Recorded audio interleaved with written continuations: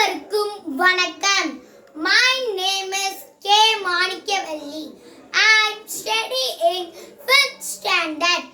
My school name is Jbnpsc Nursery and Primary School, K. Pudur, Madurai. Junior IAS Academy student.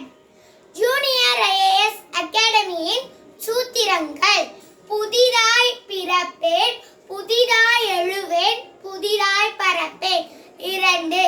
அறிவை தேடுவேன், அறிவியலை தேடுவேன், உண்மையான ஆன்மீகத்தை தேடுவேன். 3.